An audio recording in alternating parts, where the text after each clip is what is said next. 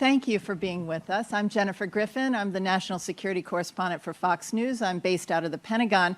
But before that, and I got to know Vaarail when I was the Jerusalem correspondent for 7.5 years during most of the Intifada, from '99 to 2007. Both my daughters were born there during the Intifada. It's a place that is near and dear to my heart. And when I first met Vaarail, he was bringing to Jerusalem an animation lab and a lab to transform the city of Jerusalem, because there were so many young people who were getting educated there, artists who were leaving for Tel Aviv. And it was designed to, it was such an innovative idea to take the old train station in Jerusalem and turn it into this animation lab. I want to ask you, and JVP has done so well, everyone knows 150 companies, you've created $1.5 billion in investment you've raised, and now Startup City here in New York. How did that vision in Jerusalem, when we first met, how did that lead to what you're doing now? Well, first of all, Jenifer, we miss you in Jerusalem. There's no more Intifada. A lot of the innovation that occurred brought parts of the city together. We actually have more cooperation now with the Arab community in Jerusalem. The ultra-Orthodox, who you remember were so anti-business, are now being part of the high-tech startup community as well. So we miss you. You need to come back with Craig, and who's now heading NPR, right?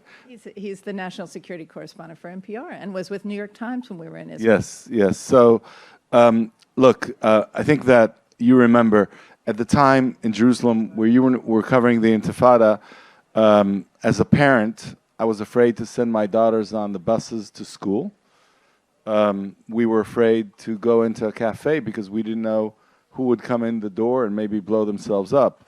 And so for us, innovation was not only business. It was a way for the city to survive in a creative fashion. And the fact that, if you recall, there was a performing arts center right next door, and the barman, Sagi, who's now heading the real estate company, was at the bar. And even just getting together, hearing music in the evening, live music, and seeing a play or performing a dance or something like that was amazing. And so I think that we were able to bring together the different parts of the city to innovate despite the challenges, to work with Bezalel as much as we work with the Technion, to say to artists in Israel that they're part of the revolution, storytellers.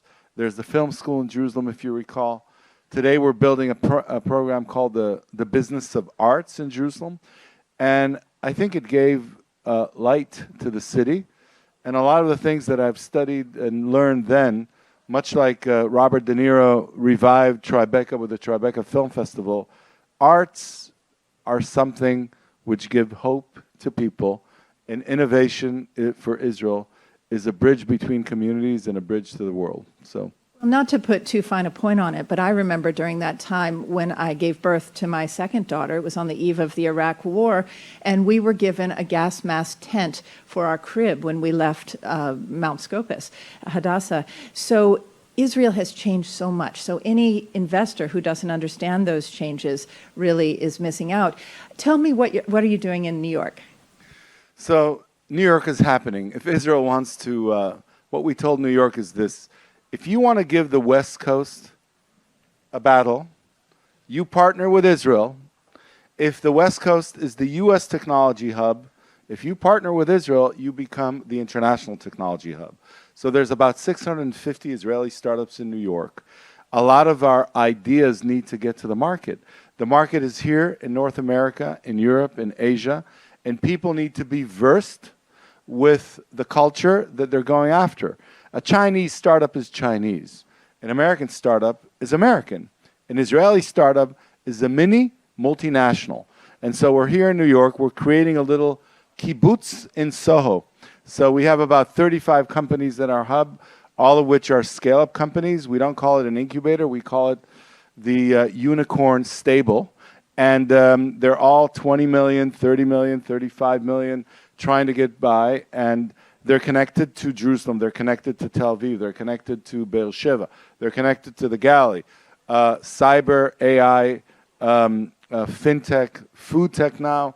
healthcare IT, and each one of the centers in Israel has a desk in New York from the moment they're incepted, and it does something because I think that becoming international and being present here is so important to the leadership in technology in different places around the world. Well, it's a way to revitalize cities, and we've certainly seen during the pandemic how cities have been hurt and everybody has gone home. They're not in offices. How has your investment strategy changed because of the pandemic? So I think we saw that there's a crisis in the leadership, political leadership around the world, right? You saw countries being isolated. You saw a lot of the international cooperation that needed to happen was stagnant. You saw the U.S. denying at first, some people here, denying the pandemic and then responding to it hysterically. And I think that what cities need today is a way to get people in a different manner, to have people come to work safely, to understand that it's not just about business, it's about an ecosystem. And it's about giving the young people a chance to create in your own city. Innovation is the key for cities around the world to get the younger generation back and to give them a sense of meaning. And I think that one thing that we need to understand as Israelis, we brag about our high tech and about technology. It's not just about technology. It's about storytelling. It's about other creative disciplines. And the city of New York has so many different creative disciplines. And we love this sense of a street campus where you have somebody who's doing media, somebody who's broadcasting, somebody's a professor, and some technology people, artists. And I think that people need that sense of community in addition to the business that they're getting their livelihood from. Well, cities need new stories, and you're helping wake up these cities with Startup City, and you're helping them start to tell the next chapter in this long story. Now, I think one story that has not gotten enough attention here in the U.S. At the end of the Trump administration, the Abraham Accords. You know, and anyone from Israel knows, what a tectonic shift that is in terms of relations in the Middle East, now doing business in UAE, Bahrain. We just saw that there were naval exercises for the first time with Israel, UAE, Bahrain, under the U.S. Military's guidance and help. And after the Abraham Accords were signed, you did something unusual. You took a charter flight, the first charter flight, from Israel with a group of entrepreneurs and journalists to UAE. Tell me the significance of that. Yes, we have some of the people that organized it. We have Penina here and Shimrit, and the partners in JVP that were spearheading the efforts together with the startups. You see, for us, Jennifer, and you have a different view from the Pentagon that we want you to tell us about, but the accord with the UAE is a new chapter for Israel. We've been doing business all over the world, but for Israelis to be able to do business in an Arab country, which is not, doesn't have animosity towards you, and if you're having a good partnership, I was sitting in Dubai, and the guy who was the head of the, I shouldn't probably say that, but a very senior guy from Syria came up to me and said, you know, you guys are doing food tech, and you know that in Syria we have baladi. We are the best experts in agriculture.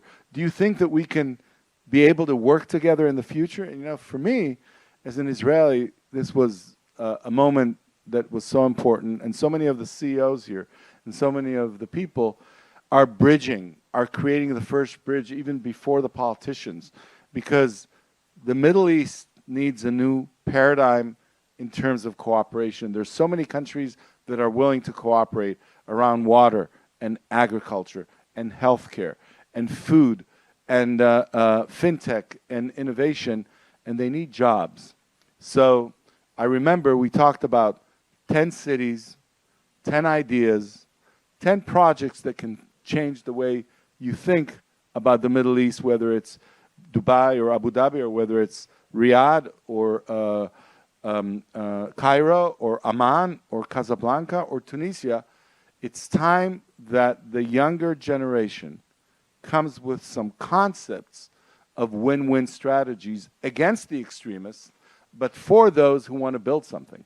Well, you asked me my view from the Pentagon, and we both know that demographics in the Middle East is the most important factor in terms of whether these young people, 30% of the youth in the population in the Middle East is under the age of 30. If those people don't have jobs, they are going to possibly find themselves unemployed and susceptible to radicalism. And so it's so important that they have jobs. And I think what you did by going to UAE and what you're doing in the Galilee, I mean, one of the stories I love is that Innova Pro is one of your companies. And it has come up with, tell us about that. It's really hummus diplomacy that you're investing in. Hummus diplomacy, indeed.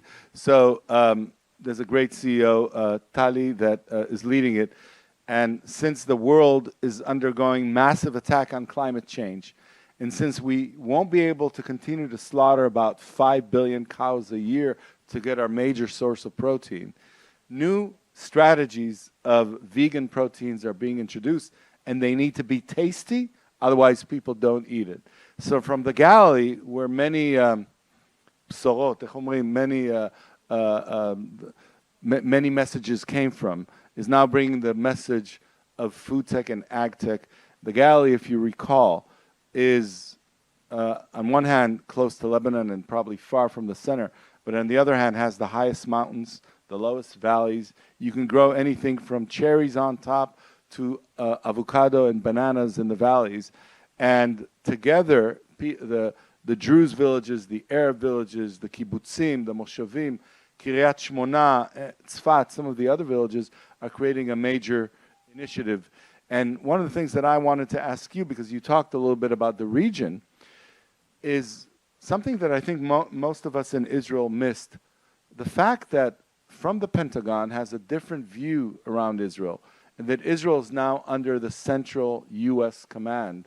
What does that mean for the region? Well, and I see that we're out of time, so I'll be brief, but it's really a tectonic shift. The U.S. military used to have Israel in European command because it did not have relations. It did not want to anger the Gulf states and the Arab allies. Now, post-Abraham Accord, U.S. Central Command has now put Israel back under its Central Command is responsible for all of the U.S. bases in the Middle East.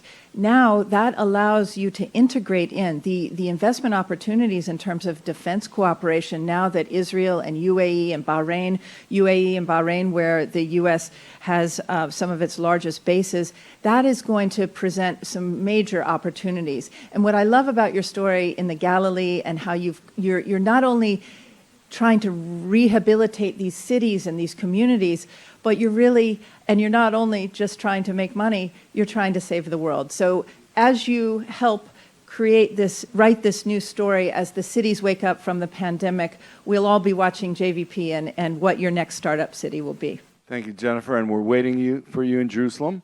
There's some great new cafes, and we have the Sadna with Asaf Granit, who has now a Michelin star in Paris. So come back together with Craig. We're waiting. I will be back soon. Thank you. Thank you very much.